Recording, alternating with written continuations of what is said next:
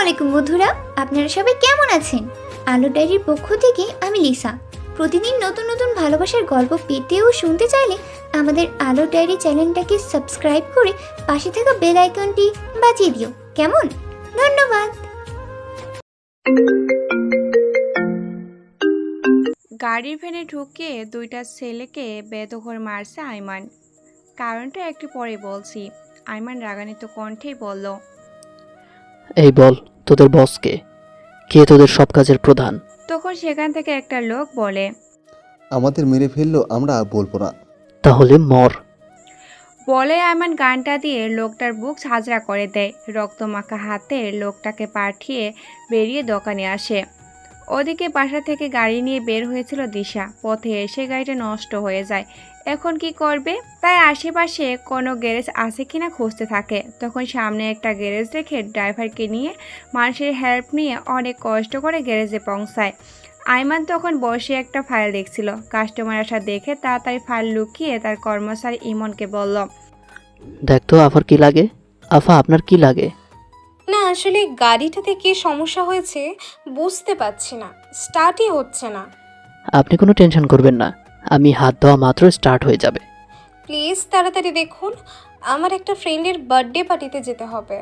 আফা, আপনি বসেন, আমি 10 মিনিটে ঠিক করে দিচ্ছি। ওকে, প্লিজ তাড়াতাড়ি করুন। আইমান ইমনকে নিয়ে কাজ শুরু করলো। দিশা খেয়াল করলো এতটা স্মার্ট একটা ছেলে গাড়ি মেকানিকের কাজ করে। আইমান লম্বা পুরো 6 ফুট, চুলগুলো কপালের কাছে আসছে, সব মিলিয়ে পুরো হিরো। ওইদিকে আইমান গাড়িটা স্টার্ট করে দিশার কাছে আসলো। আফা, আপনার গাড়িটা ঠিক হয়ে গেছে। আচ্ছা ঠিক আছে, থ্যাংক ইউ সো মাচ। আচ্ছা, একটা কথা, আপনাকে দেখলে তো গ্যারেজ মেকানিক মনে হয় না? তো কি মনে হয় আফা? মনে হয় আপনি কোনো হিরো। ছি, কি বলেন, লজ্জা দিবেন না। এরপর দিশা চলে যায় আর আইমান সেখানে দাঁড়িয়ে মুচকি হাসে আবার ফাইল দেখা শুরু করে। দিশার বাবা মায়ের একমাত্র মেয়ে। বাবা বিশাল বড় বিজনেসম্যান। বাবা মায়ের আদরে ছোটবেলা থেকে ঐশ্বর্য আর চাতুলে বড় হয়েছে দিশা। তার বন্ধুর বার্থডে পার্টি আজ, তাই সেখানে যাচ্ছে। ওইদিকে তার বাবা অফিসে বসে আছেন। আইমান সারাদিন গ্যারেজ থেকে বিকেলবেলা বাসায় ফিরে মাকে খেতে দিতে বলে। উপরে যায় ফ্রেশ হয়ে। যখন ফিরে আসে তখন তার মা বলে, কি রে আইমান, তুই সারাদিন কি কাজ করিস যে বিকেলবেলায় তুই এত ক্লান্ত হয়ে ফিরিস? তোকে এত কষ্ট করে লেখাপড়া করালাম, এত বড় একটা চাকরি করলাম, তুই এই কাজ করার জন্য? আরে মা, ওটা ওই কাজেরই একটা অংশ। তুমি শুধু আমার জন্য দোয়া করো, আমি যেন সফল হতে পারি। আমার দোয়া তোর উপরে সব সময় আছে বাবা। বাবা আয়, এবার খেয়ে নিবি। এরপর আইমান খাওয়া দাওয়া শেষ করে নিজের রুমে যায়। গিয়ে ল্যাপটপ অন করে অফিসে কল করে। তার বস তখন কলের জন্য অপেক্ষা করছিলেন। তিনি বললেন, আইমান, তোমার কাজ কত দূর? স্যার, আমি হাইওয়ে রোডে একটা গ্যারেজ খুলেছি, সেখানেই সবসময় নজরদারি করছি। যদি এই দিক দিয়ে কোনো পাচার হয় আমি ধরতে পারবো স্যার। তাহলে অনেক ভালো করেছো। এখন একটা কাজ শোনো, জি স্যার, কি কাজ বলেন? আমাদের সবার প্রথমে ওই লোকগুলোকে ধরতে হবে যারা পাচার কাজের সাথে জড়িত। নইলে আমরা যতই তাতে কর্মচারী ধরি না কেন, তারা নতুন কর্মচারী নিয়োগ দেবে। তাই সবার প্রথমে বড় মাথাটাকে ধরতে হবে। তাই তুমি খুব সতর্কতার সাথে কাজ করবে যাতে আমরা ওই মাথাটাকে ধরতে পারি। স্যার, লোকগুলো কতটা ভয়ঙ্কর বুঝতে পারছেন? কারণ হচ্ছে আমি দুইটাকে গুলি পর্যন্ত করেছি, কিন্তু তাদের বসের নাম বলেনি। বলে মারলে মেরে ফেলো, আমি বসের নাম বলবো না। এটাই ওদের কাজের নিয়ম। তুমি ওদের মুখ থেকে ওদের বসের নাম বলাতে পারবে না। তুমি শুধু ওদেরকে আটকাও আর ওদের বসের খোঁজ নাও। ওরা জীবনও বলবে না ওদের বসের নাম। ওকে স্যার, আমি সব কাজ করছি, আপনি কোনো চিন্তা করবেন না। ওদের আমি ধরে তারপর শান্ত হব। তোমার উপর আমার ভরসা আছে আইমান। আচ্ছা ঠিক আছে, এখন রাখছি, তুমি রেস্ট নাও, সারাদিন এসেছো। ওকে স্যার, আমি কোনো কিছু হলেই আপনাকে ইনফর্ম করে দেব। Okay bye. এরপর আইমান পাড়ি দেয় ঘুমের রাজ্যতে। সকালবেলা ঘুম থেকে উঠে ফ্রেশ হয়ে ব্রেকফাস্ট করে বেরিয়ে পড়ে। কিন্তু আর সেই গ্যারেজে যাবে না, আরও একটা জায়গাতে যাবে। জায়গাটা খুব ভয়ঙ্কর। আইমানের বুকে প্রচণ্ড সাহস নিয়ে বেরিয়ে পড়ে। সীমান্ত এলাকার চারিদিকে পাহাড় আর বড় জঙ্গল, মাঝখানে একটা গ্যাংয়ের বাস। এদের মধ্যে একটা গ্রুপের সাথে তার কথা হয়েছে। আইমান সেখানে গেলে তাদের লিডারের সাথে দেখা করবে। জায়গাটিতে নেশার দ্রব্য দুর্গন্ধ আইমানের মাথাটাকে নষ্ট করে দিয়েছিল, কিন্তু তাকে এখন শান্ত থাকতে হবে। তাই সে লিডারের কাছে গিয়ে বলে, হ্যালো মিস্টার, আপনার নাম কি? আমার নাম দিয়ে তোমার কাজ কি? এর চেয়ে বলো কাজ কি? কাকে মার্ডার করতে হবে, কাকে গুম করতে হবে, এমনভাবে মারবো কেউ টেরও পাবে না। ভাই, আমার কাউকে খুন করা লাগবে না, কাউকে গুম করাও লাগবে না। আমি আপনার সাথে একটু কথা বলতে এসেছি। সবাই একসঙ্গে হেসে উঠল আইমানের কথা শুনে। তোরা শুনেছিস এই লোকটা আমাদের সাথে কথা বলতে এসেছে? তো কে ভাই তুমি? আপনাদের সাথে না 1 সপ্তাহ আগে আমার কথা হয়েছিল? আমি আইমান খান। কথাটা শুনতেই লিডারের গলা শুকিয়ে যায়। ভয়ে ভয়ে বলে, সরি স্যার, আমরা বুঝতে পারিনি। আপনি তো বলে আসতে পারতেন। প্লিজ বসুন। আইমান একটা চেয়ারে বসে বলতে শুরু করে, যে জন্য তোমাদের কাছে এসেছিলাম তা বলি। জি স্যার, বলুন। তোমরা তো এই এলাকার প্রতিটা কোণা কোণা খুব ভালো করেই চেনো। তা তোমরা কি বলতে পারবে এই এলাকার টিসি গ্যাং কোনটা? কথাটা শোনা মাত্র উপস্থিত সবাই কাঁপতে শুরু করলো। আরে স্যার, আপনি কি আমাকে মারার প্ল্যান করে এখানে এসেছেন? আপনি জানেন ওরা কত ভয়ঙ্কর? আপনি যে এখানে এসেছেন, হয়তো তারা এতক্ষণে জেনে গেছে এই এলাকার প্রতিটা কোণায় কোণায় তারা তাদের লোকরে ছড়িয়ে রেখেছে। বিদেশ থেকে যত প্রকার পাচার হয় এই দিক দিয়েই হয়। আমরা তো শুধু এখানে সামান্য কাজ করি। তোমাদের কিছুই করা লাগবে না, তোমরা শুধু আমাকে তার ইনফরমেশনটা দাও। প্লিজ স্যার, আমরা আপনার পায়ে ধরছি, আপনি এই কাজ আমাকে দিয়ে করাবেন না। ওরা সঙ্গে সঙ্গে আমাকে মেরে ফেলবে। তোমার কোনো ভয় নেই, তুমি আমার হয়ে কাজ করো, তোমার সেফটির দায়িত্ব আমি নেব। আপনার মতো অনেক ওকে অফিসার এখানে এসেছেন, কিন্তু কেউ তাদের কিছু করতে পারে না। ওরা 1-2 জন না যে আপনি ধরে ফেলবেন। শত শত লোক তাদের হয়ে কাজ করে, তাদেরকে ধরা অসম্ভব। তাই বলে এভাবে হাত গুটিয়ে বসে থাকলে চলবে না। ওদের কারণে যুব সমাজ নেশার দিকে ধাবিত হচ্ছে। আমিও তো নিজের জীবনের ঝুঁকি নিয়ে এখানে এসেছি। আমাদের ছোট্ট ছোট্ট স্যাক্রিফাইস যদি অনেক বড় বড় আসামিদের ধরতে সাহায্য করে, তাহলে ক্ষতি কি? স্যার, আপনি যতটা সোজা মনে করছেন এই বিষয়টা ততটা সোজা নয়। ওরা এতক্ষণে হয়তো আপনার মৃত্যুর ফাঁদ রেডি করে ফেলেছে। আপনি এখান থেকে ফিরে যেতে পারবেন না। আপনি প্লিজ যত তাড়াতাড়ি সম্ভব ওখান থেকে বেরিয়ে যান, নয়তো আপনাকে ওরা মেরে ফেলবে। ওকে, আমি চলে যাচ্ছি, কিন্তু মনে রাখবেন, এবার যদি আসি তোমাদেরকেও ধরে নিয়ে যাব। আপনারা তো আমাদের মতো ছোট ছোট আসামিদেরকে ধরতে পারবেন, কিন্তু ওই বড় বড় সন্ত্রাসীদেরকে আপনার পক্ষে ধরা সম্ভব নয়। আমরা তো সামান্য কিছু টাকার জন্য এই কাজ করি, কিন্তু ওরা মিলিয়ন মিলিয়ন টাকা আত্মসাৎ করে। ওদের কাছে আমরা এখনো শিশু। তাই তো বলছি, তোমরা আমাকে সাহায্য করো। আমরাও ওদেরকে ধরার চেষ্টা করছি। আমাদের সাথে পুলিশ ফোর্স, আর্মি সহ সকল আইনি ফোর্স আছে। তোমরা শুধু আমাকে সাহায্য করো ওদের ইনফরমেশন দিয়ে। তা আমার পক্ষে সম্ভব নয় স্যার, আপনি এখান থেকে বেরিয়ে যান। আইমান বুঝতে পারলো এদের সাথে কথা বলে কোনো লাভ নেই, তাই সে বেরিয়ে আসলো। জঙ্গলের রাস্তা দিয়ে হাঁটছিল, তখন হঠাৎ করে দেখতে পেল কয়েকটা লোক তার দিকে এগিয়ে আসছে। আইমান বুঝতে পারলো এরা তাদের ধরার জন্যই আসছে। তাই এই আইমানও প্রস্তুত হয়ে গেল। সে নিজের গানটা বের করে কিছুটা হারালে চলে গেল। লোকগুলো এসে তাকে খুঁজতে লাগলো। তখন আইমান পিছন থেকে একটা মাথায় গুলি করে সঙ্গে সঙ্গে লোকটা মারা যায়। 6-7 জন লোক ছিল, সবাই এক জায়গায় জড়ো হয়ে যায়। সবাই আইমানকে একসাথে খুঁজতে থাকে, কিন্তু আইমান বুঝতে পারলো এদের সাথে সে পেরে উঠবে না। তাই সে তাড়াতাড়ি করে পাহাড়ের চূড়া দিয়ে চলে আসে। ফিরে আসলো তার গ্যারেজে। এসে দেখলো ইমন গ্যারেজ খুলে বসে আছে। একটু পর সেখানে একটা ট্রাক আসলো। ট্রাকে ঠিক করতেই ইমন গিয়ে টায়ারের ফাঁক দিয়ে দেখলো উপরে কি আছে, কিন্তু দেখা যাচ্ছে না। তখন আইমান কিছুটা বুদ্ধি করে টায়ার খোলার নাম করে জোরে একটা রড দিয়ে আঘাত করলো। সঙ্গে সঙ্গে ট্রাক উপরে বাঁধা রশিটা ছিঁড়ে যায়। কিছু কাঁচামালের খাদে কয়েকটা বক্স মাটিতে পড়ে যায়। এটা দেখার পর ট্রাক ড্রাইভার তাড়াতাড়ি আসে। এখানে এসে আইমানকে ধাক্কা দিয়ে বলে, এই ছেলে, তুমি এটা কি করলে? আমি আন্তরিকভাবে দুঃখিত ভাইয়া। টায়ার খুলতে গিয়ে জোরে ধাক্কা দিতেই এটা ছিঁড়ে গেছে। আমি এখনই সব তুলে দিচ্ছি। বলে আইমান লাফ দিয়ে উপরে ওঠে। সঙ্গে সঙ্গে ট্রাক ড্রাইভার আইমানকে নামাতে চায়। তখন আইমান উপরে উঠে গেছে। উপরে উঠে দেখে কয়েকটা বিদেশি মদের বোতল। নিচে আছে ট্রাক ড্রাইভার। তাড়াতাড়ি উপরে উঠে আইমানকে ধাক্কা দিয়ে বলল, এই ছেলে, তোমাকে কে বলেছে এইগুলো তুলে দিতে? তাড়াতাড়ি নাও বলছি, ওইখান থেকে গিয়ে নিজের কাজ করো। আমি তো নিজের কাজ করছি। বলে আয়মান লোকটাকে একটা লাথি দিয়ে নিচে ফেলে দেয়। লোকটা উল্টো নিচে হয়ে পড়ে। তখন ড্রাইভার আর ড্রাইভারের সাথে থাকা লোক দুজনে দুটো ছুরি বের করে। এখন আয়মান নিজের পকেট থেকে গান বের করে লোক দুটাকে গুলি করে পায়ে।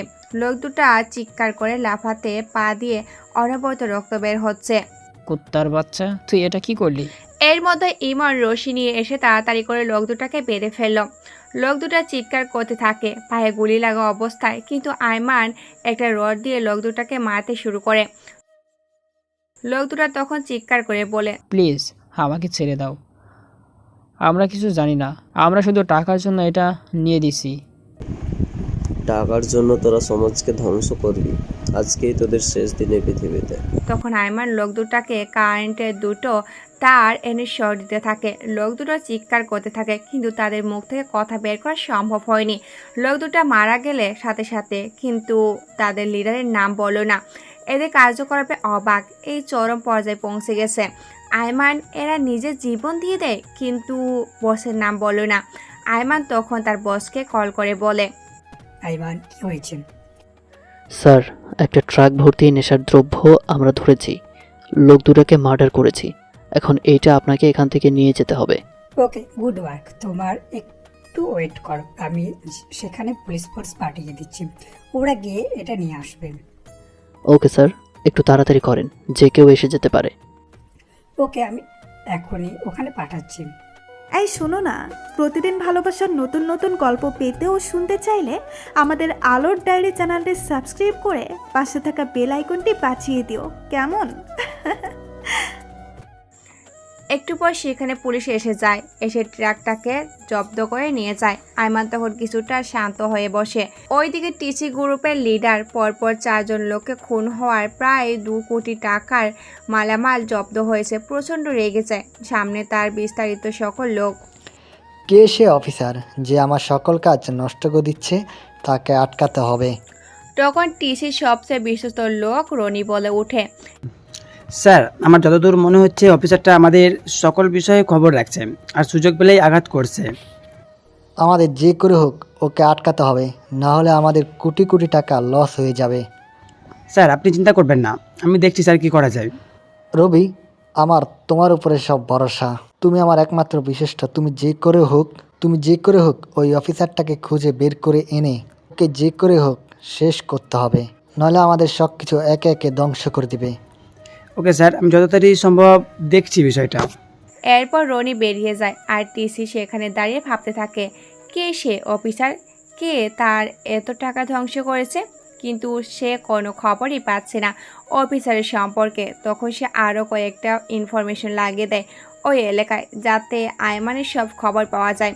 ওইদিকে দিশা আর তার বন্ধু মিলে প্ল্যান করছে তারা কোথাও পিকনিকে যাবে। দিশা ছোটোবেলায় থেকেই অ্যাডভেঞ্চারে অনেক পছন্দ করে, তার রহস্য, রোমান্স এসব কিছুই ভালো লাগে। তাই সে মিলিকে নিয়ে প্ল্যান করেছে হাওয়াই রোডের পাশে জঙ্গলে তারা রাতে তাঁবু টাঙিয়ে থাকবে। তখন মিলি ভয়ে ভয়ে বলে, দিশা, তুই এসব কি বলছিস? জঙ্গলের ভেতরে রাতের বেলায় কত খারাপ লোক থাকে, কত ভয়ঙ্কর জীবজন্তু থাকে, এদের মধ্যে তুই কিভাবে থাকবি? আরে এটাই তো রহস্য, এটাই তো রোমাঞ্চ। যদি রহস্য, রোমাঞ্চ আর কিছুটা ভয় না পেলে তাহলে লাইফে কি আছে বন্ধু? তাই বলে এত রাতে জঙ্গলে?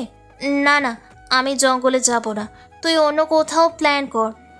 আমি যখন বলে ফেলেছি জঙ্গলে যাব, তাহলে জঙ্গলেই যাব, এর বাইরে কোথাও নাই। তোর ইচ্ছা হলে আমার সাথে যাবি, না হলে নাই।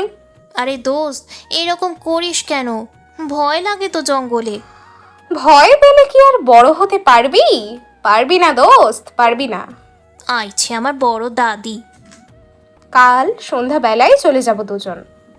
তোর আব্বু কি রাজি হবে? আরে আব্বু রাজি হবে, কোনো সমস্যা নেই। আমি যেটা বলি আব্বু সবসময় আমার সব কথা শোনে। ওকে, তাহলে চল। আমার কিন্তু এখনো ভয় করছে। দিশা আবার রেগে গিয়ে বলে, ভয় পেলে চলবে না দোস্ত, আর বেশি ভয় পেলে তুই বাদ, আমি একাই যাব। আরে আমি কি যাব না বলেছি, শুধু বলছি ভয় করে। যদি জঙ্গল থেকে বাঘ বের হয়ে খেয়ে ফেলে? হুদাই ভয় পাচ্ছিস, ওই জঙ্গলে বাঘ নেই। বাঘ নাই তো কি হয়েছে, অন্য জীবজন্তু আছে তো। দূর, তোকে আমি নেবই না। আচ্ছা যা, তোর জন্য না হয় বাঘের পেটে গেলাম।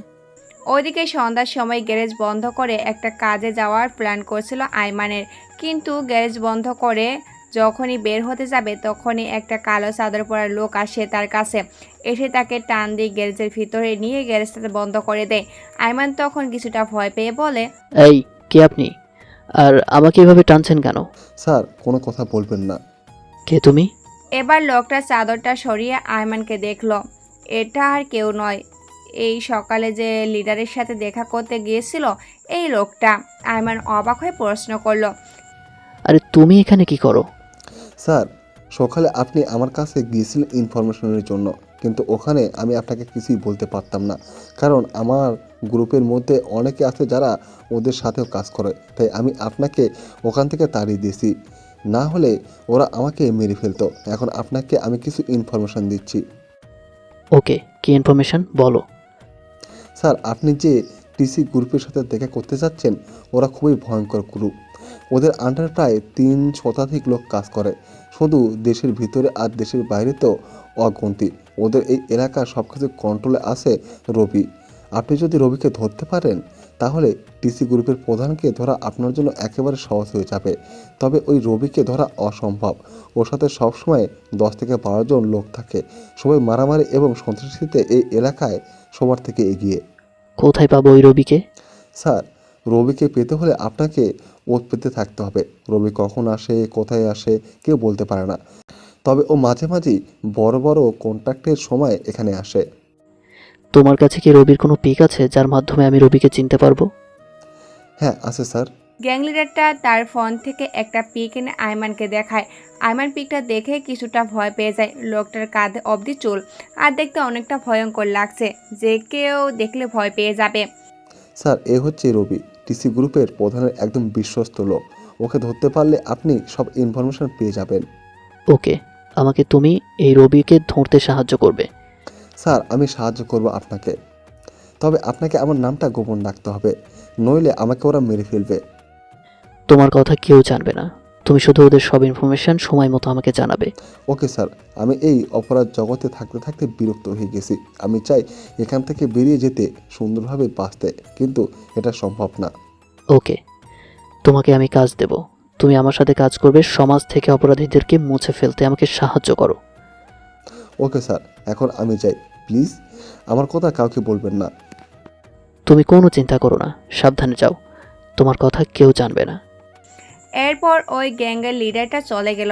আইমান সেখানে দাঁড়িয়ে ভাবতে লাগলো কিভাবে ধরা যায় ওই রবিকে, কিভাবে রবিকে ধরে ওই টিসি গ্রুপের প্রধান ইনফরমেশন নেওয়া যায়। এই জন্য সে ইমনকে কল করলো। ইমন সবে মাত্র বাসায় পৌঁছেছে। আইমানের কল দেখে রিসিভ করে বলল, জি স্যার বলুন।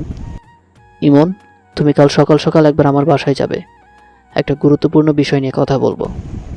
ওকে স্যার, আপনি কোনো চিন্তা করবেন না, আমি সবসময় মতো পৌঁছে যাব।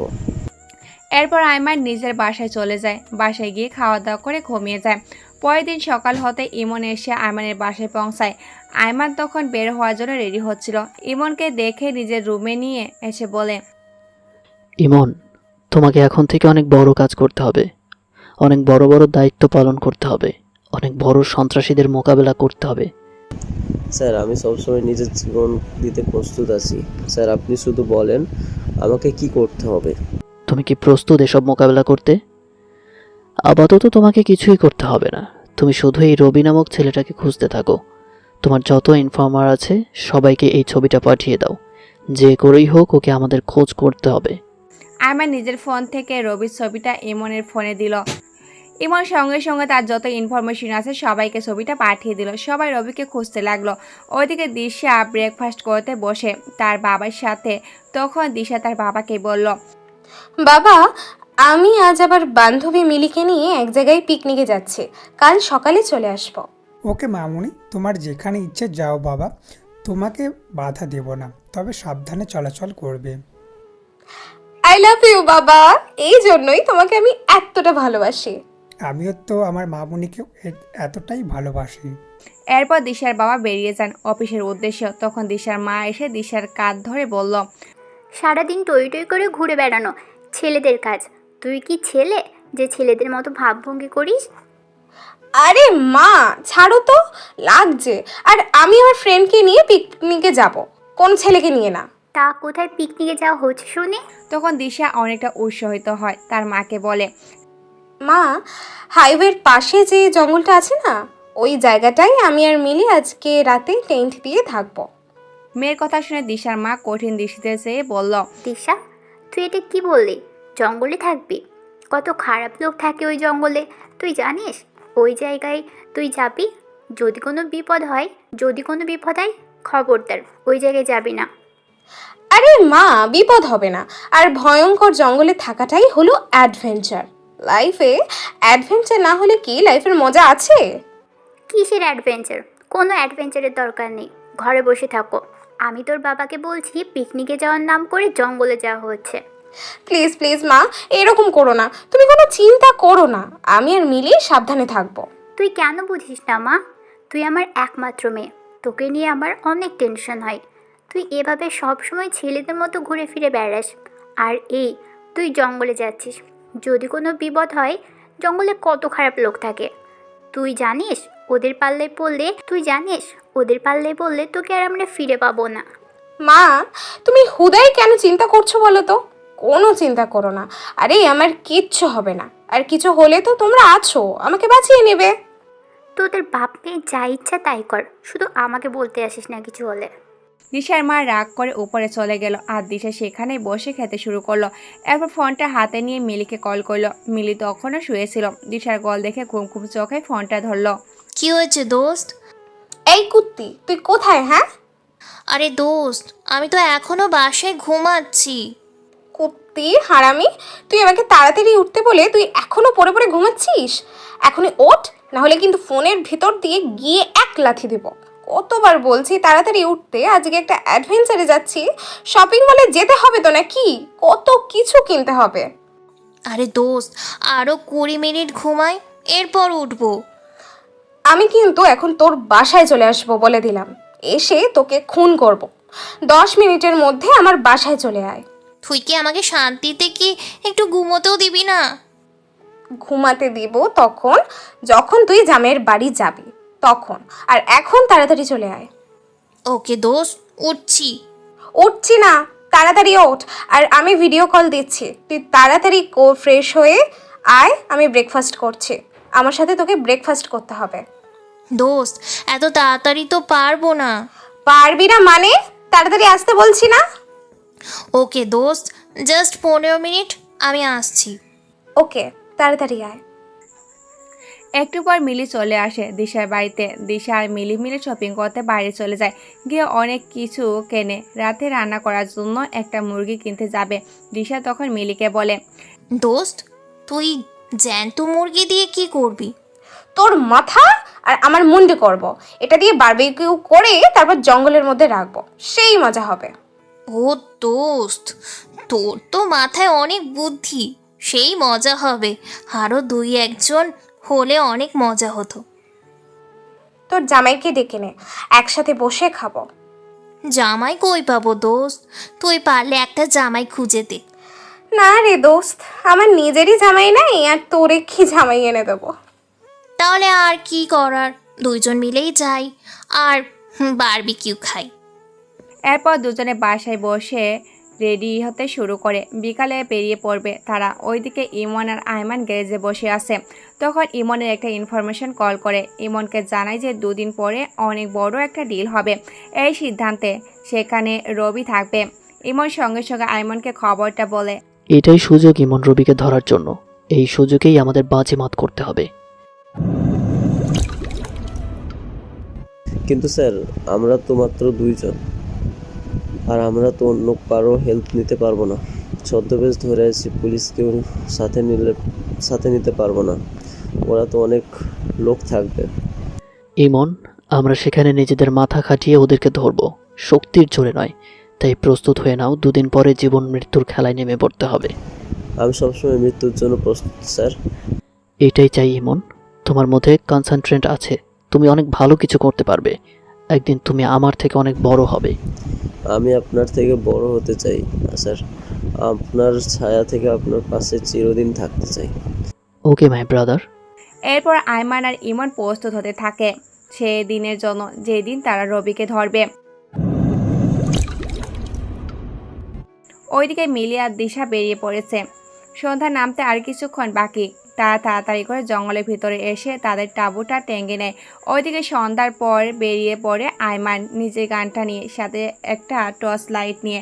আজকে সে পুরো জঙ্গলটা লুকিয়ে লুকিয়ে ঘুরে দেখবে গ্রুপগুলোর আস্তানাগুলোকে কোথায় থাকে। সব কিছু দেখে নিলে পরে তার কাজ করতে সুবিধা হবে। দিশা আর মিলি সন্ধ্যার পর পরেই নিজেদের আনার লাইট লাগিয়ে দেয় উপরে, এরপর কাঠ সংগ্রহ করে আগুন ধরিয়ে দেয়। মোরগটা বারবিকিউ করতে শুরু করে। চারিদিক থেকে ঝিঝি পোকার ডাক আর অদ্ভুত আওয়াজের কারণে দারুণ একটা অনুভূতি হচ্ছিল দিশার মনে। ওইদিকে মিলি ভয়ে কাঁপতে কাঁপতে মরছে। দোস্ত দেখ, কি যেন ডাকছে, আমার খুব ভয় করছে। আরে পাগল, এটা ঝিঝি পোকার ডাক। এইটুকুতেই ভয় পেয়ে গেলে জীবনে অ্যাডভেঞ্চার করবি কি করে? হ্যাঁ, অ্যাডভেঞ্চারের দরকার নেই দোস্ত, আমি চলে যাই, আমার খুব ভয় করছে। দিশা এবার রাগী গলায় বলল, যা এই জঙ্গলের মধ্যে গিয়ে মর, চুপচাপ টেন্টের ভেতরে গিয়ে বসে থাক, আমি বারবিকিউ করে নিয়ে আসছি। এই সময় জঙ্গলের এই রাস্তা দিয়ে কিছু ছেলে যাচ্ছিল।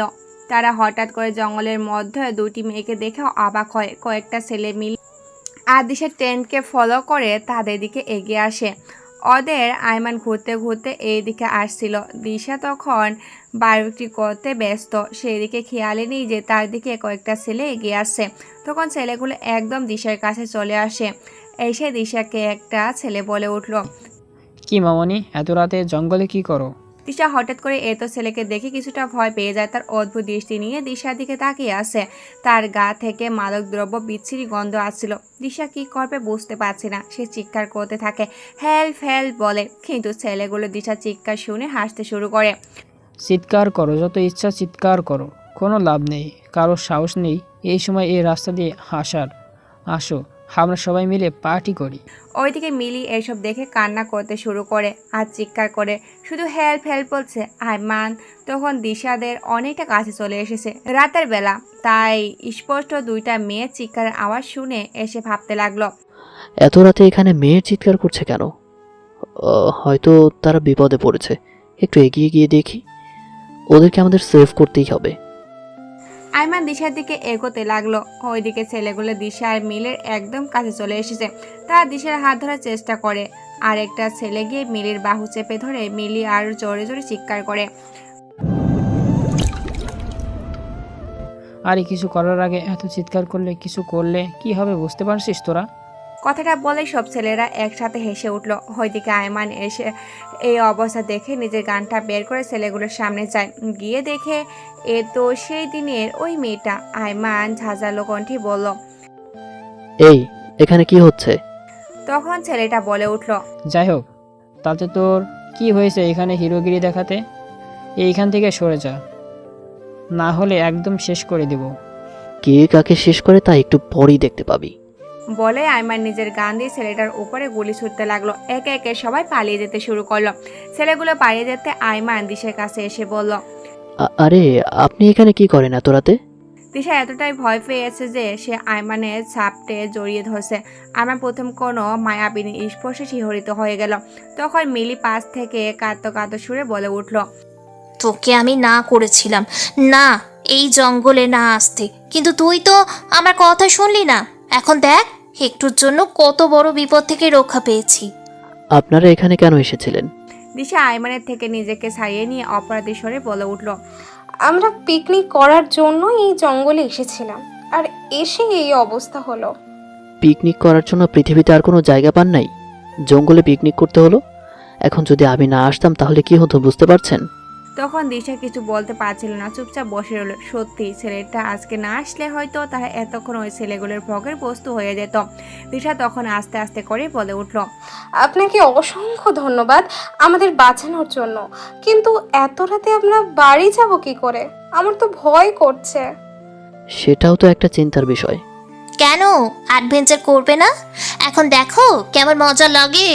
আচ্ছা, আপনি একটা কাজ করেন, আমাদের সাথে এখানে থেকে যান, কালকে সকালে চলে যাবেন, আমরাও বাসায় চলে যাব। আয়মান দিশার কথায় আর এক চমক পর্যায়ে চলে যায়। মেয়েটা কি বলে? সে একজন ছেলে হয়ে কিভাবে দুটো মেয়ের সাথে রাত কাটাবে, তাও আবার একটা তাঁবুর ভিতরে? আয়মান গম্ভীর কণ্ঠেই বলল, আপনি কি পাগল হয়ে গেছেন? এই রাতের বেলা আমি একটা ছেলে হয়ে কিভাবে আপনারা দুজন মেয়ের মধ্যে একটা তাঁবুর ভেতরে থাকবো? কিন্তু কিন্তু আমরা এখন কি করব? যদি ওই ছেলেগুলো একটু পর আবার আসে, তখন তো আর আপনি থাকবেন না। আয়মান কিছুটা চিন্তায় পড়ে যায়। সত্যি তো ছেলেগুলো যদি আবার আসে তাহলে মেয়েগুলো কি করবে? আয়মান চুপচাপ দাঁড়িয়েছিল। তখন মিলি বলে উঠল, প্লিজ ভাইয়া, রাজি হয়ে যান। আমরা কালকে সকালে এখান থেকে চলে যাব। এই একটা রাত আপনি প্লিজ আমাদের জন্য স্যাক্রিফাইস করেন। স্যাক্রিফাইস বড় কথা নয়, এখানে কথা হচ্ছে আমি কিভাবে তোমরা দুজন মেয়ের মধ্যে থাকবো, তবে এক তাঁবুর ভেতরে। তখন দিশা পাশ থেকেই বলে উঠল, আমরা কতক্ষণ ঘুমিয়ে তারপর পাহারা দেব, এরপর আপনি কতক্ষণ ঘুমাবেন। এভাবে কিছুক্ষণ বদলা বদলি করলেই রাতটা চলে যাবে। এরপর আপনি আপনার বাসায় আর আমি আমার বাসায় চলে যাব। আয়মান আর কিছু বলতেই পারছে না, রাজি হয়ে গেল দিশাদের সাথে থাকার জন্য। দিশা তখনই বলে উঠল, অনেক ক্ষুধা লাগছে, ছেলেগুলোর জন্য বারবিকিউটা ঠিকমতো করে খেতেও পারলাম না। তখন আয়মান আবার আগুন জ্বালালো। আগুন জ্বালিয়ে তিনজন মিলে বারবিকিউটা করলো। গল্প করতে করতে সবাই ডিনারটা করে ফেলো। ডিনার শেষে মিলি বলে উঠল, আপনি এত রাতে এই জঙ্গল দিয়ে কোথায় যাচ্ছিলেন ভাইয়া? আমি এই জঙ্গলে ঘুরছিলাম, আমার এই রাস্তার পাশেই একটা গ্যারেজ আছে। দিশা পাশ থেকে বলে উঠল, দিশা আপনি কেন গ্যারেজ ছেড়ে এত রাতে জঙ্গলের ভিতর দিয়ে ঘুরে বেড়ান? আপনার ভয় করে না? না, আমার ভয় করে না, আমি একা মানুষ, আমাকে মেরে ফেললেই বাকি। তখন অদ্ভুত চোখে আয়মানের দিকে তাকায়। সত্যি ছেলেটার জীবন কত স্বাধীন, কত মুক্ত। সে ঘুরে বেড়াতে পারে জঙ্গলে, পাহাড়ে, কত জায়গায় তার মতো অ্যাডভেঞ্চারি প্রিয়। দিশা মনে মনে ঠিক করে নেয়, বিয়ে করলে এই ছেলেটাকে সে করবে, ওর সাথে ঘুরবে ফিরবে, নানা রকম রহস্য, রোমান্স, অ্যাডভেঞ্চারি দেখাতে পারবে।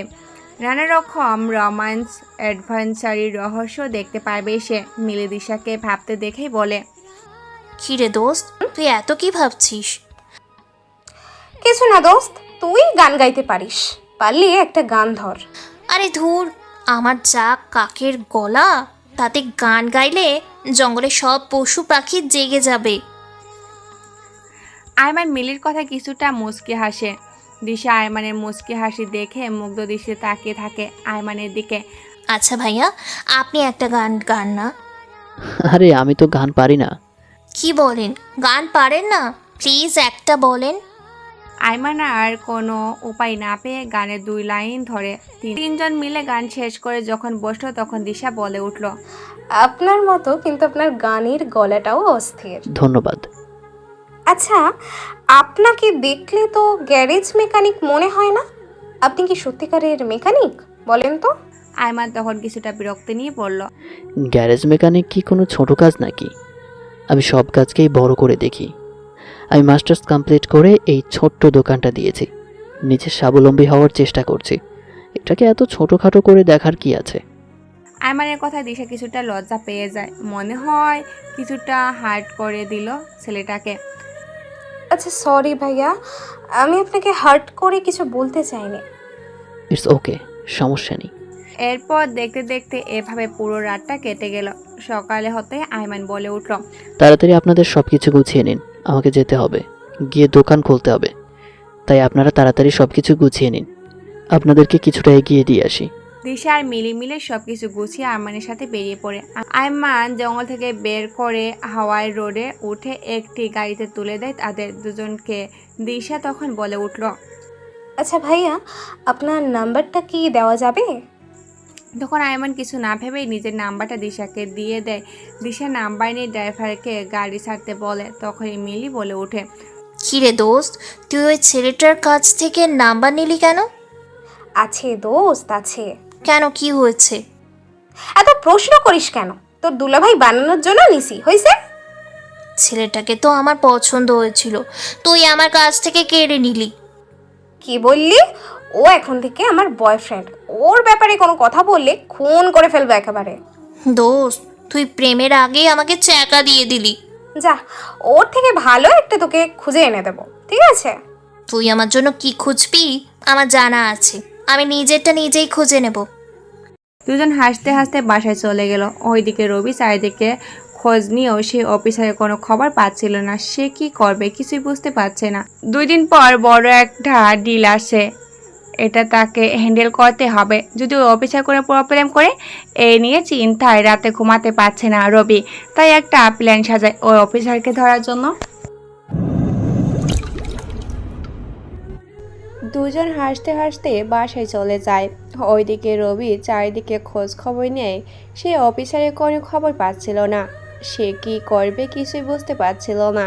ওইদিকে 2 দিন পর একটা বড় ডিল আসছে, এটা তাকে হ্যান্ডেল করতে হবে।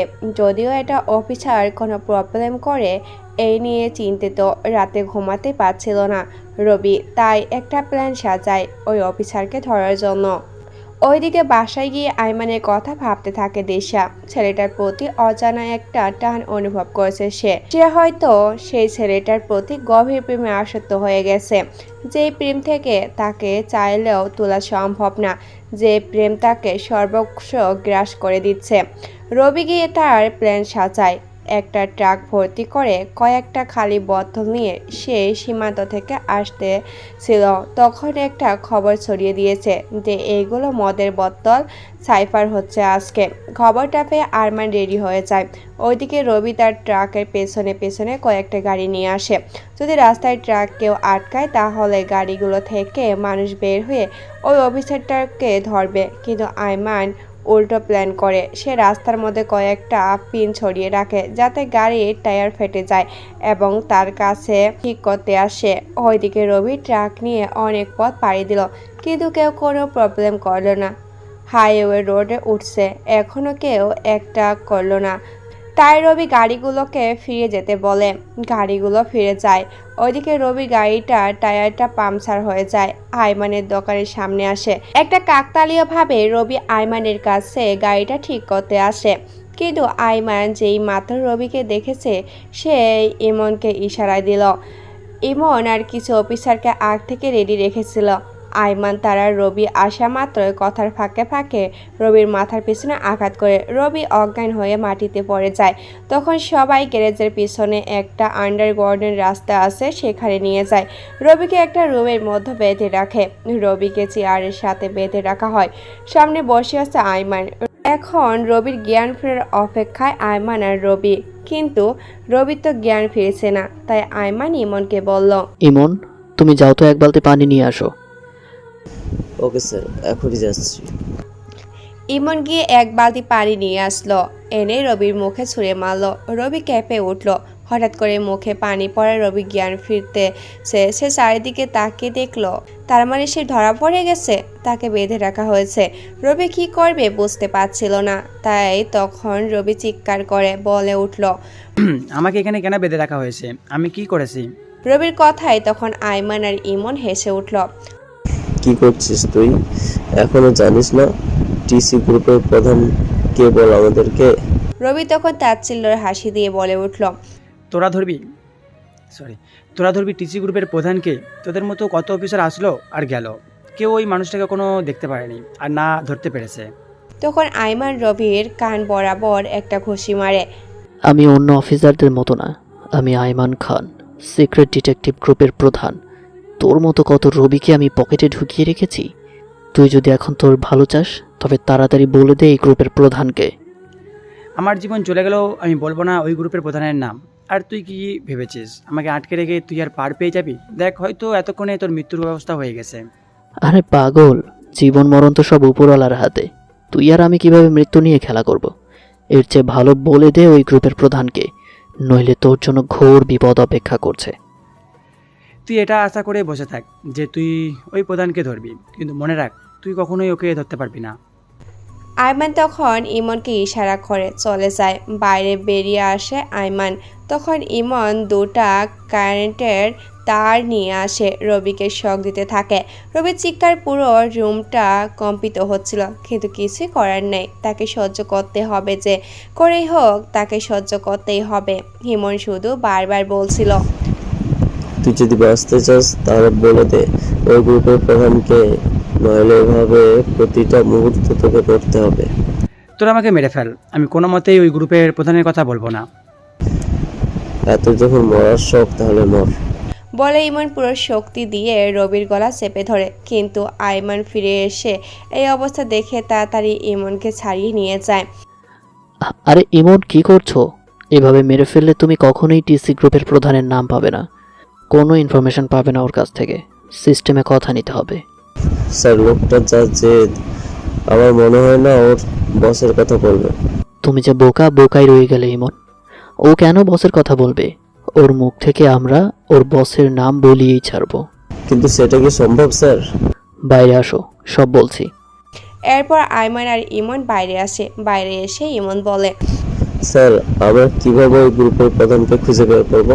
ওই রবি তো কিছুতেই তার বসের নাম বলবে না। এখন ওকে দিয়ে বলানোর একটা উপায় আছে। তুমি এক কাজ করো, রবির ফ্যামিলির খোঁজ করো, ওর ফ্যামিলিকে আটক করে নিয়ে আসো, তখনই দেখবে এমনিতেই কথা বলবে। ওকে স্যার, আমি এখনই খবর দিচ্ছি। এরপর ইমন বেরিয়ে যায় আর আইমান তার পুরো বিষয়টা বসকে জানায়।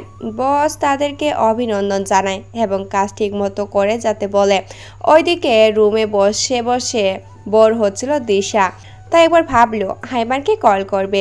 আইমানের নাম্বারটা নিয়ে কল করলো। আইমান অপরিচিত নাম্বার দেখে ফোন ধরে বলল, আসসালামু আলাইকুম, কে বলছেন? ওয়ালাইকুম আসসালাম, আমি দিশা বলছিলাম। ও মিস দিশা, আপনি? তা কেমন আছেন? জি ভালো, আপনি? এখনো কি অ্যাডভেঞ্চারের শখ আছে, না চলে গেছে? অ্যাডভেঞ্চারের শখ আমার কোনো দিনই যাবে না। তা কি করেন আপনি? না, এই তো দোকানে বসে আছি। ও আচ্ছা, দাঁড়ান, আমি আপনার দোকানে আসছি। বলে ফোনটা রেখে দিল দিশা। আর আইমান চিন্তা করতে লাগলো দিশা কেন যে এই সময় তার দোকানে আসবে, কিন্তু কিছুই ভেবে পেল না। তাই সে ঠিকঠাক হয়ে বসে পড়ল। প্রায় 30 মিনিট পর দিশা আসলো। দিশা এসে আইমানের সামনে বসে বলল, তা আপনার দোকান এখানে কেমনে চলে? হ্যাঁ, খুব ভালোই চলে। যা ইনকাম হয় তা দিয়ে আপনি খেয়ে পরে বাঁচতে পারেন? অবশ্যই, আমি আমার সব প্রয়োজন মিটিয়েও ভালো মতো চলাফেরা করতে পারি। হ্যাঁ, তা আপনাকে দেখলেই বোঝা যায়। এখন বলেন, যদি আপনার ফ্যামিলিতে একজনের জায়গায় 2 জন হয়ে যায়, তাহলে কি আপনি খাওয়াতে পারবেন? আমি আপনার কথার কিছুই বুঝতে পারলাম না। এত বোঝা লাগবে না, শুধু বলেন, যদি আপনি তো এখন একা আছেন, এখন একা যেভাবে খেয়ে পরে বেঁচে আছেন, ঠিক তেমনভাবে যদি আপনার পরিবারে 2 জন হয়ে যায়, তাহলে কি আপনি সংসার চালাতে কোনো অসুবিধা হবে? আশা করা যায় না, তবে আপনি কেন এসব জিজ্ঞেস করছেন? কারণ আমি আপনার সংসারে আসব। কেন? আপনি আমার বাসায় গিয়ে কি করবেন? এত কিছু বোঝেন আর এটা বোঝেন না? কি বুঝবো? আমি তো আপনাকে নিয়ে অনেক কিছু ফিল করে ফেলেছি। I love you. আমি আপনার বউ হতে চাই, আপনার সাথে দেশ বিদেশে ঘুরে বেড়াতে চাই, অ্যাডভেঞ্চারের সাথে বানাতে চাই। আরে আপনি কি পাগল হয়ে গেছেন? 2 দিন হলো না দেখা হওয়ার, এর মধ্যেই আপনি আমার আবার প্রেমে পড়ে গেলেন। এই জন্যই আপনাদের এত প্রবলেম। ছেলেদের সাথে দেখা হলেই প্রেমে পড়ে যান, পরে ছ্যাঁকা খেয়ে বাঁকা হয়ে কান্না করেন। কি বললে তুমি? আমি কি শুধু শুধু প্রেমে পড়ি নাকি? এই প্রথম তোমাকে দেখেই আমার এরকম একটা ফিল হলো। এখন তুমি যদি আমাকে বিয়ে না করো, আমি আমার বাবাকে দিয়ে তোমাকে তুলে নিয়ে গিয়ে বিয়ে করব। আরে আজব মেয়ে তো আপনি। আমি আপনাকে বিয়ে করব না। আপনি আমাকে কি জোর করে বিয়ে করবেন? দরকার হলে জোর করেই বিয়ে করব আমি। আমি তো তোমাকে ভালোবাসি, তোমাকে আমাকে ভালোবাসতে হবে, ব্যাস। আমি পারবো না কাউকে ভালোবাসতে। কেন? গার্লফ্রেন্ড আছে নাকি? হ্যাঁ, আমার গার্লফ্রেন্ড আছে। এতে আপনার কোনো সমস্যা? ওইসব গার্লফ্রেন্ড সব কিছুর কথা ভুলে যান। এখন থেকে আমি আপনার সব, আর আমাকে নিয়েই আপনি স্বপ্ন দেখেন। আপনি তো আসলেই একটা পাগল। একবার আপনি আরেকবার তুমি, সব কিছুর মিশ্রণ করেই তো কথা বলেন। আমি এরকমই, আর এরকমকেই এই সারা জীবন সহ্য করতে হবে। তাই এখন থেকে প্র্যাকটিস করে নিন। বইয়ে গেছে আপনাকে বিয়ে করতে আমার? বিয়ে করবি না মানে? হ্যাঁ, জোর করে বিয়ে করব। এরই মধ্যে ইমন এখানে চলে আসে। দিশাকে সেখানে দেখে সে কোনো চিন্তা না করে বলে উঠল, স্যার, রবির বাড়ির লোকের খবর পেয়ে গেছে। আইমান তখন ইমনকে টেনে নিয়ে যায় সেখান থেকে। দিশা শুধু তাকিয়েছিল তাদের চলে যাওয়ার দিকে। স্যার, কি হয়েছে? এখন বলো কি হয়েছে। স্যার, ইমনের বাড়ির লোক খোঁজ পেয়েছি। এর একটা ছেলে আরও ওয়াইফ আছে। তুলে নিয়ে আসো ওদেরকে। এরপর ইমন সেখান থেকে চলে যায় রবির পরিবারকে আটক করে আনতে। ওইদিকে দিশা কিছুক্ষণ অপেক্ষা করে আইমান না আসায় চলে যায়। আইমান গিয়ে রবির সামনে বসে বলে, রবি তো আইমানকে বলে, তোরা কেন আমাকে মেরে ফেলছিস না? আমি কিছুতেই ওই লোকের ইনফরমেশন তোকে দেবো না। তুই দিবি, তোর 14 গোষ্ঠী দিবে। আমাকে মেরে ফেললেও দেবো না। তোর পরিবারে কে আছে? তোর ছেলে আর তোর ওয়াইফ, তাই না? রবি আইমানের কথায় কিছুটা ভয় পেয়ে যায়। ভয়ে ভয়েই বলে, তুই আমার পরিবারের সাথে কি করেছিস? বল, তুই আমার পরিবারের সাথে কি করেছিস? এখনো কিছুই করিনি, এবার করব। যদি তুই আমাকে তোর বসের কথা না বলিস তাহলে। তুই প্লিজ ওদের সাথে কিছু করিস না। করব, চিন্তা করিস না। দেখ আইমান, তোকে আমি যদি ওর ইনফরমেশন দিয়ে দিই তাহলে তুইও মরবি, আমাকেও মরবি। আমিও মরবো না, তোকেও মারবো না, তোর ফ্যামিলিও বাঁচবে। তুই আমাকে ওর ইনফরমেশন দিয়ে দে। আমি কিছুতেই ওর কিছু তোকে দেবো না। আইমান রাগে রবির হাতে পায়ে লাথি দিয়ে আঘাত করতে থাকে। কিছুক্ষণ মারার পর ক্লান্ত হয়ে বেরিয়ে যায়। ওইদিকে টিসি গ্রুপের প্রধান তার একমাত্র বিশ্বস্ত কর্মচারী রবির আকস্মিক হারিয়ে যাওয়ার কিছুটা চিন্তায় পড়ে যায়। অনেকটা সংকোচ বোধ নিয়ে তিনি তার যত কর্মচারী আছে সবাইকে কাজে লাগিয়ে দেয়। যে করেই হোক তারা যেন ওই অফিসারের ইনফরমেশন এনে তাকে দেয়। সবাই কাজ শুরু করে দেয় আইমানের ব্যাপারে খোঁজ খবর নেওয়ার জন্য, কিন্তু কেউ কোনোভাবে সেই রকম পেরে উঠছিল না। ওইদিকে ইমন রবি ফ্যামিলির সবাইকে ধরে আনে গ্যারেজের পিছনে সেই আন্ডারগ্রাউন্ড রুমে। রবি নিজের ফ্যামিলির লোকদের দেখে ভয়ে কাঁপতে শুরু করে। না জানি আইমন ওর শিশু আর নিষ্পাপ মেয়েটাকে কি করে। কিরে, ওরা কি তোর পরিবার? ওদেরকে ছেড়ে দে প্লিজ, আমি তোদের পায়ে ধরছি, তোরা ওদেরকে ছেড়ে দে।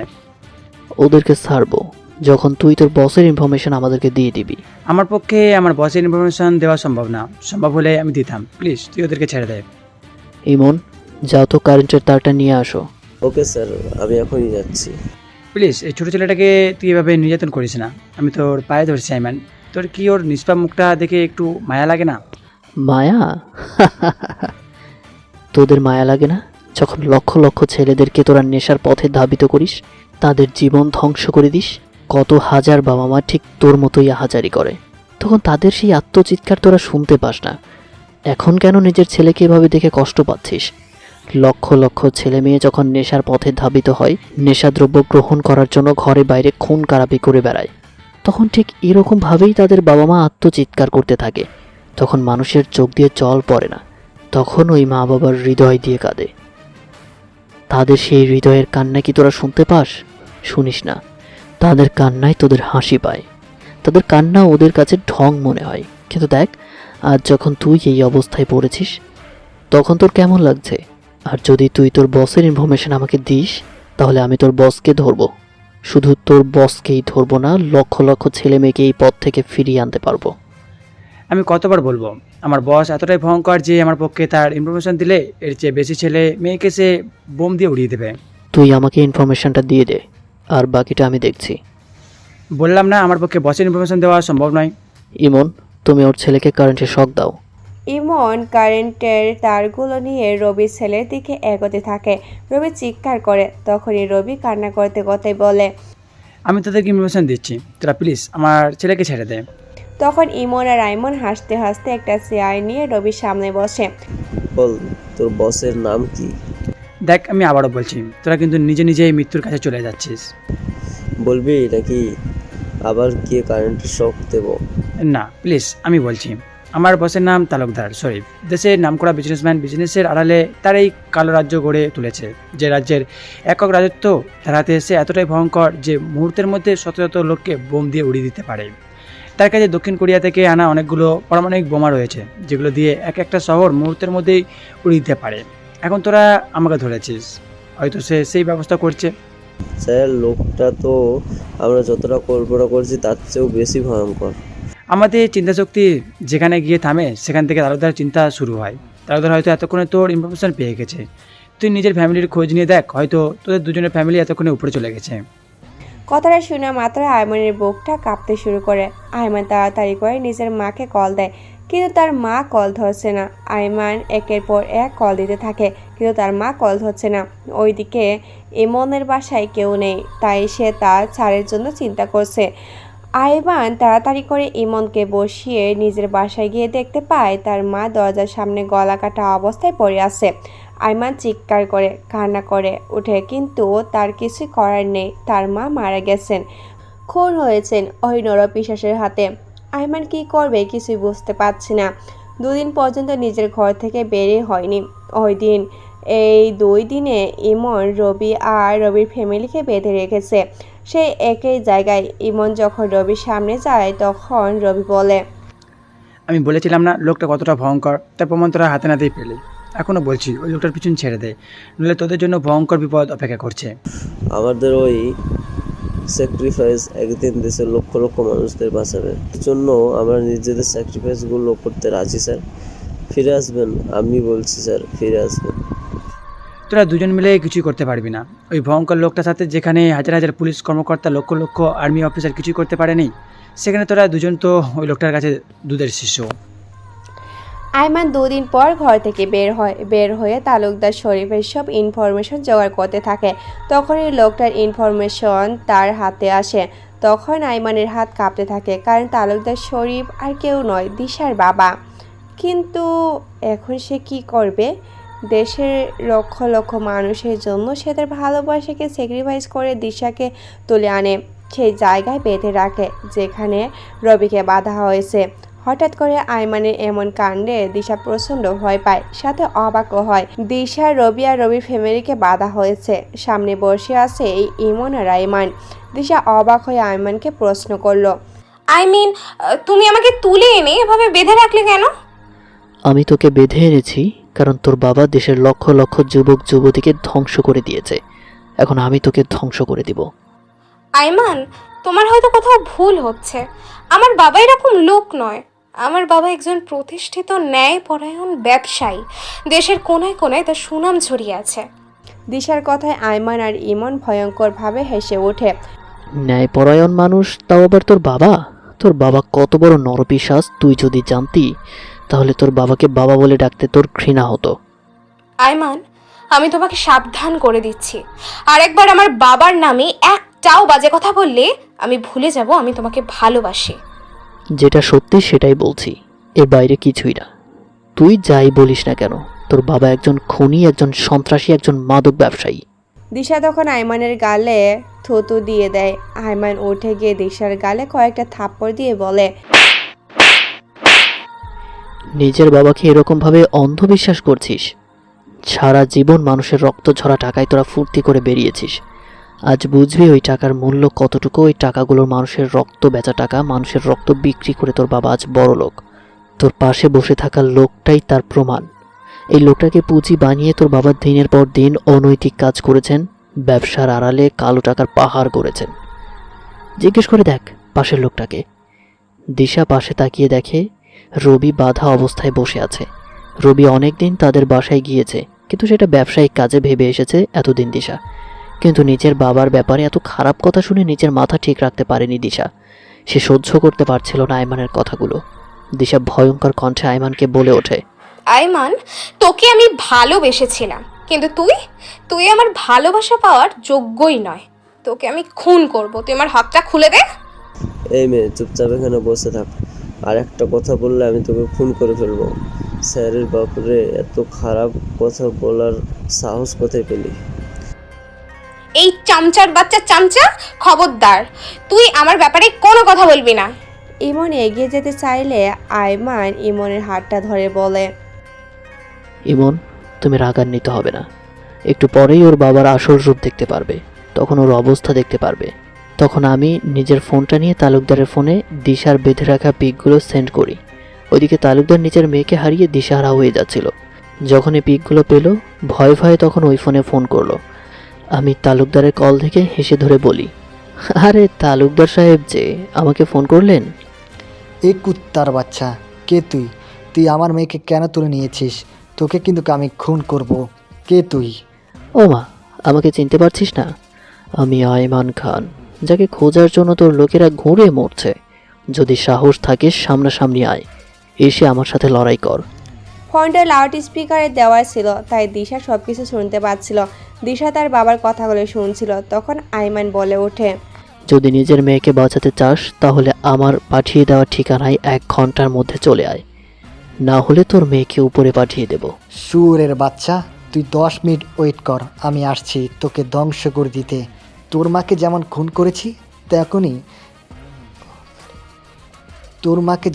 করেছি তেমনি তোকেও ধ্বংস করে দিব। তুই এখনো ভাবতে পারিসনি তুই কার সাথে লাগতে এসেছিস। খবরদার, তুই আমার বাবা মাকে নিয়ে কোনো কথা বলবি না, নইলে তোর মেয়ে আমার সামনেই আছে, এখনই গুলি করে মেরে ফেলবো। এই খবরদার, তুই এই কাজ করবি না। তুই ঠিকানা পাঠা, আমি আসছি, দেখি কার কত সাহস।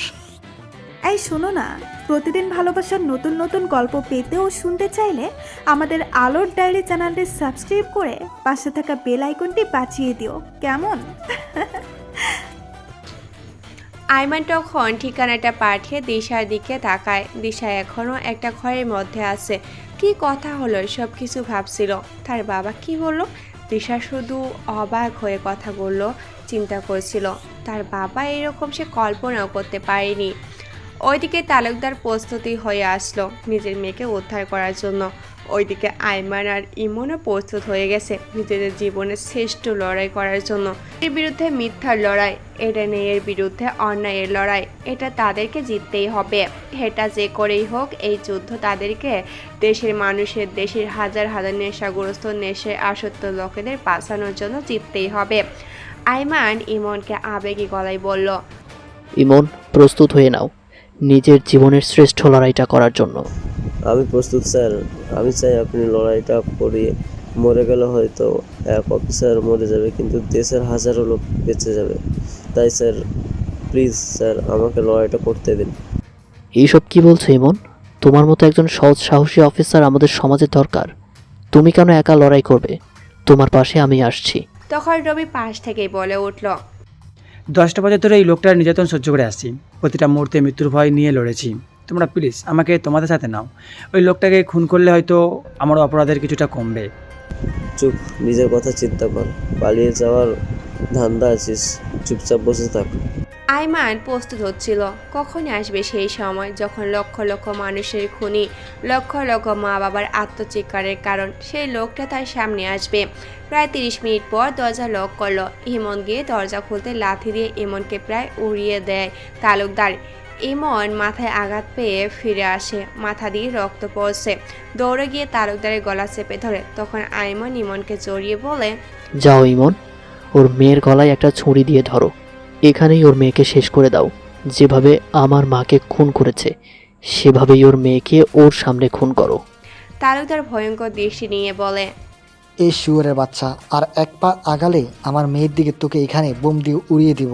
আমি একা এসেছি, কে আছিস? আয়, আমার সাথে লড়াই করবি, আয় আমার সামনে। আইমান তখন তালুকদারের সামনে গিয়ে বলে, আমার মায়ের খুনি তুই এদেশের হাজারো ভাই বোনের খুনি, যাদের তুই জ্যান্ত অবস্থায় মেরে ফেলেছিস, যারা আজ বেঁচে থেকেও মৃত, তাদের সবার প্রতিশোধ আমি নিব। তুই সাহস থাকলে আমার সামনে আয়, আমার সাথে লড়াই কর। কথাটা বলা মাত্র গলা চেপে ধরে তালুকদার আইমানও নিজের সর্বোচ্চ শক্তি দিয়ে লড়াই করতে থাকে তালুকদারের বিরুদ্ধে। দিশা অবাক হয়ে নিজের ভালোবাসায় নিজের বাবার লড়াই দেখছিল। চোখ দিয়ে তার অনবরত জল গড়িয়ে পড়ছিল। আল্লাহ, তুমি এই কোন দিনের সামনে এনে আমাকে ফেললে, যেদিন নিজের বাবার সাথে নিজের ভালোবাসার লড়াই দেখতে হয়। আমাকে কেন এই পৃথিবীতে এত ভয়ঙ্কর একটা অবস্থার সম্মুখীন করলে তুমি? জীবনে অনেক অ্যাডভেঞ্চার, অনেক রহস্য রোমাঞ্চের শখ ছিল, কিন্তু যে রহস্য রোমাঞ্চ আমি দেখলাম তারপর হয়তো আর জীবনে কোনো দিন রহস্য রোমাঞ্চ দেখার আমার সাহস হবে না। প্লিজ তুমি আমাকে তুলে নাও, আমি আর সহ্য করতে পারছি না। দিশা আর তাকে থাকতে পারল না, চোখ বন্ধ করে নিল। ওইদিকে আইমান একের পর এক লাথি দিয়ে যাচ্ছে তালুকদারের ওপরে। আইমান তাড়াতাড়ি করে তার বসকে কল করে, ইমন, কি হয়েছে? স্যার, আমার ওই ভয়ঙ্কর খুনিকে ধরে ফেলেছি। আপনি তাড়াতাড়ি সব ফোর্স নিয়ে এখানে আসেন। স্যার, তার সাথে মরণপূর্ণ যুদ্ধ করছে। সত্যি আজ তোমাদের নিয়ে আমি গর্বিত। আমার প্রায় 2 অফিসার তোমার আজ প্রমাণ করে দিলে মানুষদের সামনে মিথ্যা কতটা অসহায়, মিথ্যা কতটা অস্তিত্বহীন। স্যার তাড়াতাড়ি আপনি আসেন সব ফোর্স নিয়ে। ওকে, তুমি 10 মিনিট অপেক্ষা করো, আমি আসছি। আইমান যখনই বুকে গুলি করতে যায় তখনই তালুকদার তার বুকে লাগিয়ে থাকা বোমার তারটা কেটে দিতে যায়। বোমার তার কাটতে কাটতেই বলে, তালুকদারকে আজ পর্যন্ত কেউ ধরতে পারেনি, কেউ ধরতে পারবেও না। তোর মতো অফিসার তো জীবনও না। তবে মারার আগে একটা কথাই বলে দিতে চাই, তুই আমার মেয়ের সাথে কিছুই করবি না। তুই আমার মেয়েকে ছেড়ে দিবি। তালুকদার কোনোদিন কারো হাতে ধরা পড়েনি, ধরা পড়বেও না। গুড বাই মাই গেট ওয়াল। বলে তালুকদার তার বুকে লাগিয়ে রাখা টাইম বোমাটা টিপ দেয়। সঙ্গে সঙ্গে বোমাটা ফেটে যায়। তালুকদার আইমানের পাশে ছিল, তাই আইমান অনেকটা পড়ে যায়। আইমান উড়ে গিয়ে পড়ে অনেকটা দূরে। আইমান উল্টো পরে দেখলো তালুকদার পুড়ে ছাই হয়ে গেছে। যখনই তালুকদার বোমাটা ফাটালো তখন আকাশ বাতাস কম্পিত করে দিশা একটা চিৎকার দিয়ে উঠল। বাবা, তুমি এটা করতে পারো না, তুমি এটা করতে পারো না বাবা। তুমি কেনই রাজত্বে জড়ালে, আর কেন এভাবে আমাদেরকে ছেড়ে চলে গেলে, কেন বাবা? আইমান কোনো মতে উঠে গিয়ে দিশার বাঁধনটা খুলে দিল। বাঁধন খুলে দিতেই আইমান আবার মাটিতে লুটিয়ে পড়ল। ততক্ষণে তাদের বস এসে আইমান আর ইমনকে নিয়ে যায়। পুলিশ সঙ্গে সঙ্গে রবিকে গ্রেফতার করে আইমানকে হসপিটালে নিয়ে যাওয়া হয়। সাথে দিশাও যায়। দিশা কান্না করছিল আইমানের এমন অবস্থা দেখে।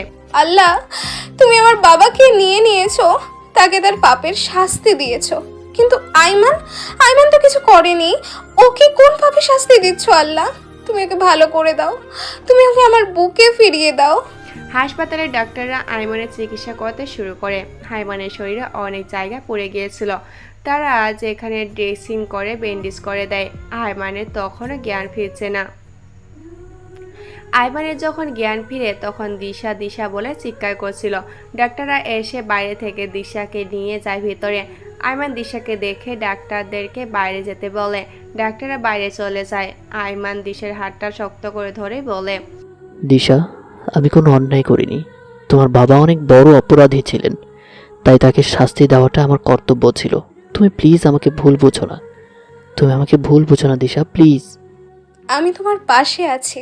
তুমি যা করেছো সব এই দেশের জন্য করেছো। এই লোকটা একজন অপরাধী ছিল, তাকে শাস্তি দিয়েছো। আমি তোমার উপর কোনো রাগ করিনি। তুমি আমাকে ক্ষমা করে দাও। তোমার সাথে আমি অনেক খারাপ আচরণ করেছি। আইমান হাতটা বাড়িয়ে দেয়। দিশা এসে জড়িয়ে ধরে আইমানকে। আইমান কান্না করতে করতে বলে, তুমি এভাবেই আমার পাশে চিরদিন থাকবে তো? হ্যাঁ, থাকবো, যদি তুমি গ্যারেজ মেকানিকের কাজ করে আমার সংসার চালাতে পারো। হ্যাঁ, পারবো না কেন? তোমার মনের ঘরে মেকানিকের কাজ করে যা আয় করব তা দিয়ে ভালো করেই আমাদের সংসার চলবে। আমার এতেই চলবে। এরপর দেশে দিশা আর আইমানের বিয়ে হয়ে যায়। দেখতে দেখতে 5টা বছর কেটে গেল। আইমানের ঘরেও একটা ছোট্ট মামনির জন্ম হয়েছে, তার নাম তিশা। মামি মিলে সব সময় আইমানের ঘরটা আলোকিত করে রাখে। এইভাবে দিনের পর দিন ভালো থাকুক সত্যিকারের ভালোবাসাগুলো, ভালো থাকুক পৃথিবীর সব ন্যায় পরায়ণ মানুষগুলো। অন্যায়কে হারিয়ে ন্যায়ের জয় হবে, তাই অন্যায়কে প্রশ্রয় না দিয়ে ন্যায়ের পথে চলুন। সত্য চিরদিন এই পৃথিবীর বুকে জয়ী হয়ে এসেছে আর হবে, তাই সত্যের পথে চলুন। সত্যিকারের ভালোবাসা কোনোদিন হারিয়ে যায় না।